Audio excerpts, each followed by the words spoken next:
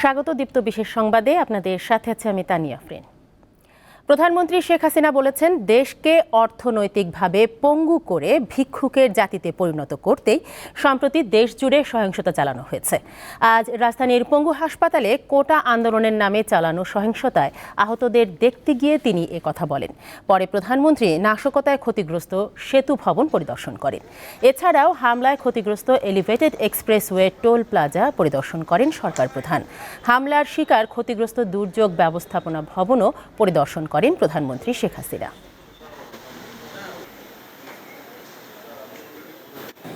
এই আন্দোলন হবে আজকে এই যে এতগুলি মানুষের জীবনের ক্ষতি হলো, এতগুলি পরিবার ক্ষতি হলো, এর দায় দায়িত্ব কাদের?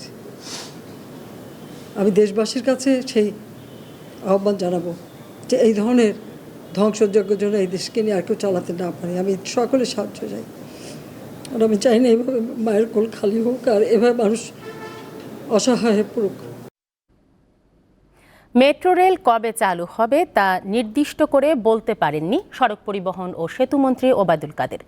আজ রাজধানীর সেতু ভবনে সাংবাদিকরা এ বিষয়ে তাকে প্রশ্ন করেন। যে ধ্বংসযজ্ঞ সেটা কবে নাগাদ, এটা কি এখন বলা সম্ভব? মেট্রো রেলের কাজীপাড়া, মিরপুর 10 এ দুটা ধ্বংসপ্রাপ্ত। এটা এক বছরেও যন্ত্রপাতি এনে সচল করা সম্ভব হবে না বলে এক্সপার্টরা জানিয়েছে। কোটা আন্দোলনের নামে চালানো সহিংসতায় আওয়ামী লীগ ও ছাত্রলীগের 15 জন নেতাকর্মী প্রাণ হারিয়েছেন। এ তথ্য দিয়েছেন পররাষ্ট্রমন্ত্রী হাসান মাহমুদ। আজ জাতীয় প্রেস ক্লাবের সামনে সন্ত্রাস নৈরাজ্যের বিরুদ্ধে আলেম ওলামাদের মানববন্ধনে একথা জানান তিনি। আওয়ামী লীগের যুগ্ম সাধারণ সম্পাদক হাসান মাহমুদ বলেন, শিক্ষার্থীদের আন্দোলনে বিএনপি জামাতের সন্ত্রাসীরা প্রবেশ করে মধ্যযুগীয় বর্বরতা চালিয়েছে।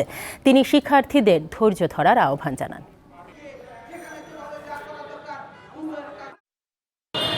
ছাত্রলীগ আওয়ামী লীগের 15 জনের বেশি নেতাকর্মী নিহত হয়েছে।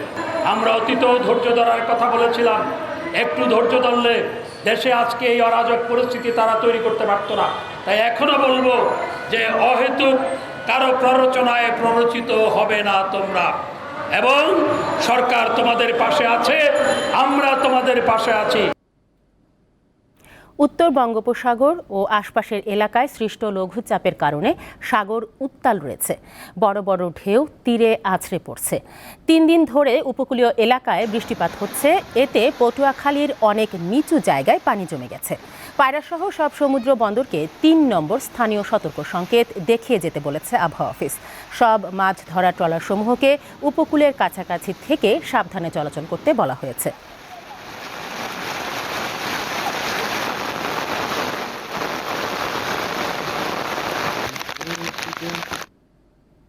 আন্তর্জাতিক প্রসঙ্গ।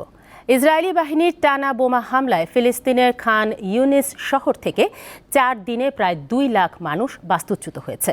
শুক্রবার জাতিসংঘের মানবিক সংস্থা OCHA বলেছে, সোমবার থেকে বৃহস্পতিবার পর্যন্ত 1,82,000 মানুষ ঘরবাড়ি ছাড়ে। শহরের পূর্বাঞ্চলে আটকা পড়েছে কয়েক হাজার মানুষ। রয়টার্সের এক প্রতিবেদনে বলা হয়েছে, খান ইউনিস থেকে বহু ফিলিস্তিনি বাধ্য হয়ে একটি কারাগারে আশ্রয় নিয়েছে।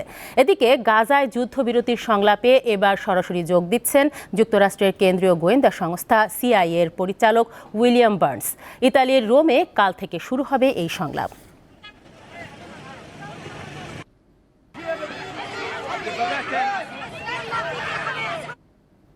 এই ছিল এখনকার মতো। আমাদের পরবর্তী সংবাদ বিকেল 5টায় দেখার আমন্ত্রণ রইল। এতক্ষণ আমাদের সাথে থাকার জন্য ধন্যবাদ সবাইকে।